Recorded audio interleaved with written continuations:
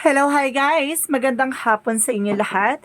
This is Jen from Masagari Channel, a faith healer, also matarder. So ngayong hapon natatigan natin na nagsasabihin sa'yo ng ating mga gabay. This is a monthly gabay for the month of October 2023 for the sign of Gemini. So, Gemini, welcome to my channel. Ano kaya ang messages, advices, and spirit guides ang ating masasaga for today's video? Kano naman kayang energy or kaganapan sa buhay ng mga Gemini ang ating mahagilap? So, guys, this reading is a general reading lamang, hindi lahat makaka-resonate. Kunin lamang po makaka-relate sa inyo and comment down below kung kaninong energy ang ating nasagap. And of course, don't forget to like and subscribe my channel and notification bell for more videos updates. Sa mga hindi pa po nakakapag-subscribe sa aking channel, please click nyo po ang subscribe button dyan sa baba for all bell para updated kayo sa mga videos na i-upload natin every time in every moment. So guys, kumapit-kapit dahil ito namin sa'yo ng ating mga gabay.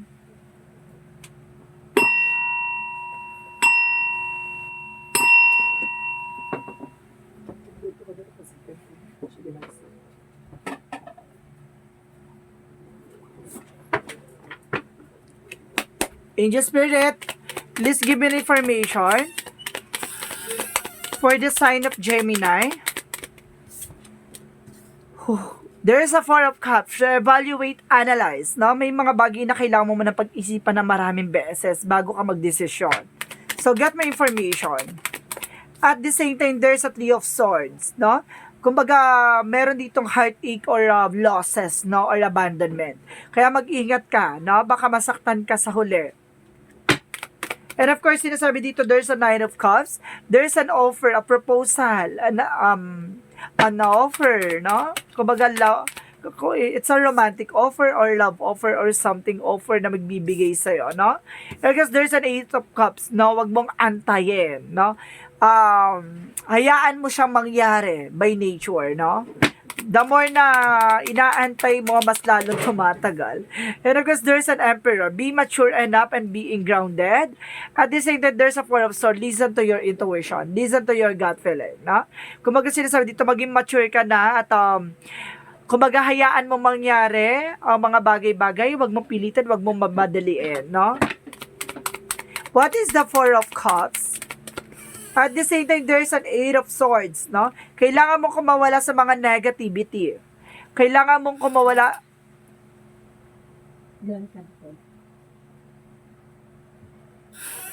Eight of Swords. Sinasabi dito na kailangan mong kumawala sa mga negativity, mga blockages, no? Kumbaga, kailangan mo mag-cleansing at the same time, no? Kumbaga, kailangan mo pag-isipan muna na maraming beses, diba? Ito sinasabi, diba? Tingnan mo siya, naka-blindfold. Diba, naka-blindfold siya, Tina, hindi niya alam na maraming swords sa paligid niya. So, ibig sabihin, i-analyze mo, i-visualize mo, yung mga tao sa paligid mo, makikita mo rin yung daan dyan, diba? Makikita mo yung daan dyan pababa, at makikita mo para makaalis ka dyan. Kumbaga sinasabi sa'yo dito, lakasan mo ang pakiramdam mo, at atibayan mo ang loob mo. So, let's see what is the Three of Swords. Siguro sa sitwasyon mo ngayon nahihirapan ka, pero at the end of the time, makakaalis ka dyan. Kasi may hagdanan dito. No? Because there's a Five of Pentacles. Kumbaga sinasabi sa'yo dito, i-visualize, i-analyze mo muna isang bagay bago ka mag-take ng action. Like dito, pagdating sa finances, no? Kumbaga bago ka magkiwala dyan sa finances, and of course dyan sa investment or something na babayaran mo or ano man yung lalabasan mo ng pera. Kumbaga sinasabi sa'yo dito, alamin mo ng maayos, 'di ba? Kumbaga, kailangan mong manigurado. At the same time, there's a Nine of Cups. There's a blossoming abundance. Kumbaga dito, ito yung offer na magkakaroon ka ng masagana at maayos na buhay. 'Di ba? Pa-blessing na lang siya dito, T.O. Tingnan mo. Oh. So, what is the Nine of Cups? There's a King of Pentacles. Being secure about sa finances, no? I-let go mo na raw yung bad habits, yung mga negative thoughts, yung mga negative attitude, or even yung toxicities, no? Kailangan mo na yung kumawala dyan. And of course, sinasabi na Seven of Swords in reverse. There's a sneakiness, no? Kumbaga, huwag ka na makipag-chismis, huwag ka na lang kumuha ng informasyon sa mga tao sa paligid mo. Na be mature. Kung ano marinig mo, labas sa kabilang tenga, pasok kabilang tenga, labas sa kabilang tenga, ganun lang yon.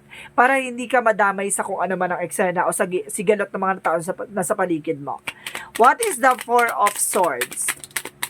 And because there's a five of wands, no? Kumbaga, sinasabi sa'yo dito, baka hindi ka makatulog o hindi ka makapag-isip ng maayos, no? Kumbaga, sinasabi sa'yo dito na maraming competitor o maraming kalaban o maraming taong gumagawa ng hindi maganda against sa'yo, no? Kumbaga, sinasabi dito, makinig ka sa intuition mo. Kumbaga, i-frame mo yung sarili mo sa mga tao na to.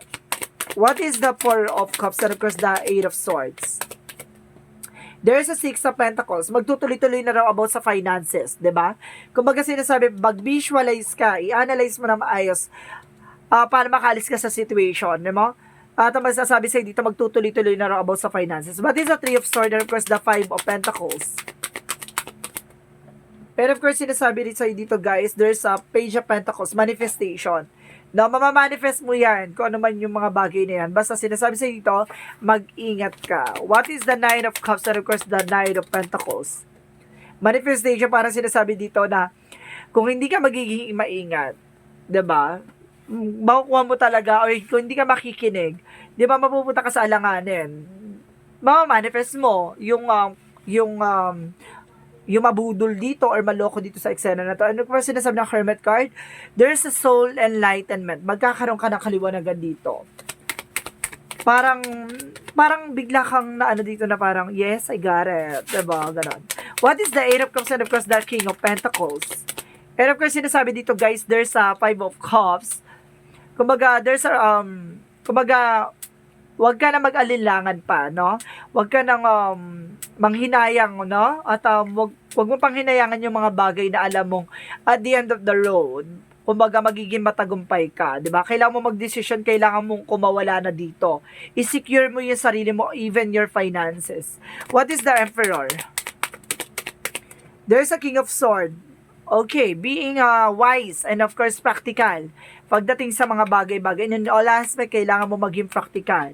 So, what is the Four of Swords? And of course, the Five of Wands. There's a 555 guys, there's a 555 angel spirit. And of course, there's a the Chariot card. There's a taking action. Kung hindi ka kikilos, hindi ka gagalaw, walang mangyayari, no? Kung ayaw mong magdesisyon at mananatili ka dyan, mananatili ka talaga kung asa ka sa sitwasyon. So, you need to do something and you need to final decision. And of course, ang pinaka-outcome is the Nine of Wands, slow and steady, no?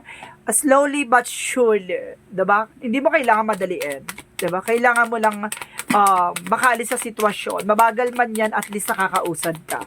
And because there's a Four of Wands, there's a celebration coming in for you, and the Knight of Swords, magiging mabilis lang yan. Para sa'yo, akala mo mabagal, pero para sa eksena na to, magiging mabilis tong takbo ng eksena na to.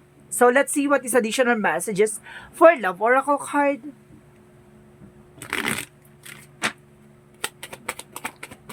And of course, there's a mask, diba? Not showing true feelings. Maraming tao sa paligid mo na susubukan kang linlangin, susubukan kang lokohin. Diba? At the same time,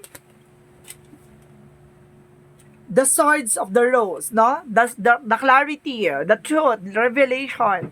Malalaman mo ang katotohanan, diba? At malaalantad sa'yo yung mga bagay na dapat mong malaman. And of course, there's a protection.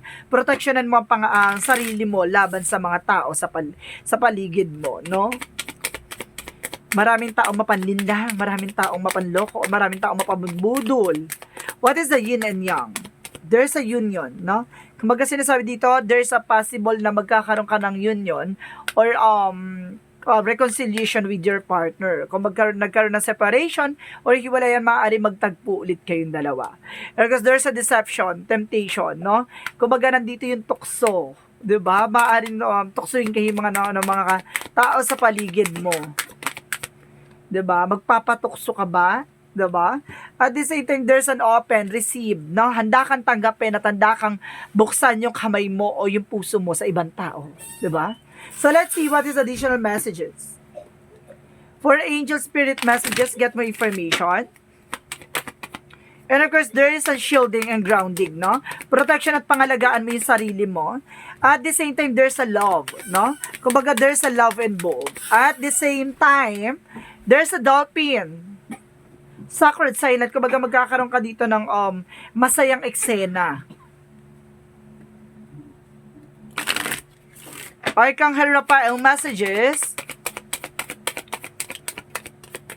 Jesus, the divine healer, no? Nandito pala si Jesus para tulungan ka, 'di ba? Sabi ni Archangel Raphael, para pagalingin ka sa iyong karamdaman na nararamdaman. No? What is additional messages? 'Di ba? Nandito yung Jesus, the divine healer. Ibig sabihin nandito si Jesus ang nagbibigay kasagutan at kagalingan sa mga tao na may karamdaman. So let's see what is additional messages. Ay, wala pa pala. Okay. School, no? Kumbaga, there's a lesson and answer na alam mo na eh, di ba? Huwag ka na magbulag-bulagan pa. At the same time, there's a trouble. Kumbaga, marami kang galat, marami kang rampa, o marami kang ganap dito. No? Baka makaalis ka, or makapag-travel ka around the world, o makapagtrabaho ka sa ibang bansa. Additional messages. There's an honesty, diba? Maging totoo ka at tapat ka sa sarili mo. And of course, discipline. Magkaroon ka ng discipline din sa sarili mo. Respeto sa sarili mo. So, what is the Monsology? What is the Monsology? A fairy climax approaches. Nasa exciting part ka na. At the same time, meditate and contemplate. Kailangan mo mag-meditate at kailangan mo magdasal para magkaroon ka ng recharge of your chakras. No? What is additional messages for this energy? There's a victory. Wow! Magkakaroon ka ng victory and success dito. At the same time, there's a woman holding a heart. So, some of you, if you are Gemini na woman, may taong hinahawakan mo ang puso. At if you are Gemini na man, may taong may hawak ng puso mo, or may taong hawak ka ng may nahawakan kang puso, o may tao kang minamahal, no? With no gender preferences dito, ha? So, there's a feminine and masculine energy dito. So, what is additional chakra? But of course, there is a wisdom na magkakaroon ka ng enlightenment at magkakaroon ka ng clarity dito. And of course, sinasabi lang dito, there's a despondence na, kumbaga, na-stress ka na, nai-stress ka na, naguguluhan ka na, hindi mo na alam kung anong eksena mo. Parang ganon. No? May ganong eksena ka dito na naguguluhan ka. So, what is Archangel Raphael messages? Archangel Raphael. Michael. What is Archangel Michael? It's time to leave the unhealthy situation. See? Di ba? Pati si Archangel Michael sinasabi sa'yo dito, kailangan mo makaalis sa sitwasyon. And of course, be gentle with yourself, no? Maging ano ka sa sarili mo. Huwag mo masyadong pinipressure o huwag mo masyadong sinasaktan. Diba? Masyadong mo nang tinotorture yung sarili mo sa sakit. What is the Romance Angels? There is a getting to know each other. So, kailangan mo ba pang kilalanin yung mga tao sa paligid mo, even your love life. As you reveal your innermost selves to each other, your bond deepens, no? Kumbaga, palalimin mo pa yung kaugnayan mo at yung kaalaman mo para sa kanya, o yung may mga bagay na kailangan mo pa malaman. So, what is the angel's number? There's an 80 and I am a kind-hearted. You are both open-minded and open-hearted, and your ambition is to leave this world better than you found it. Ensure that your goals are aligned with the collective needs and with the highest good of all, no? Kumbaga sinasabi sa'yo dito na gustong mong makita, no? Yung mga bagay na makakapag-improve sa'yo, no? At sinasabi sa'yo dito, kailangan mo na maging open sa mga possibilities. May mga bagay na kailangan mo i-let go, may mga bagay na kailangan ka mag-move on, no? Hindi mo man mahawak ang sitwasyon, hindi mo man mahawak ang pagkakataon, pero in God perfect time, ibibigay sa'yo ayon sa kalooban niya. So, what is the messages of life? Ang pinaka-message sa'yo dito ng buhay is step by step. My goodness.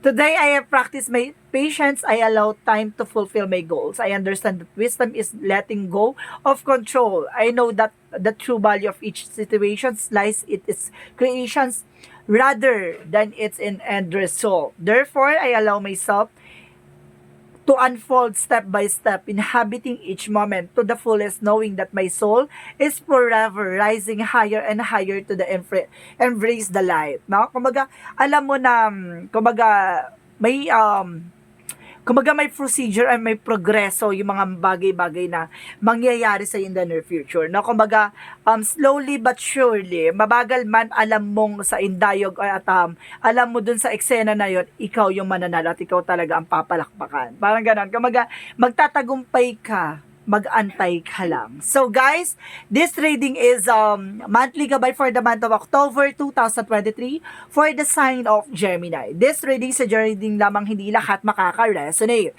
Kung hindi lamang pa makaka-relate sa inyo, comment down below kung kaninong energy ang ating nasagap. Maraming salamat guys and see you in the next video. Bye-bye and babush!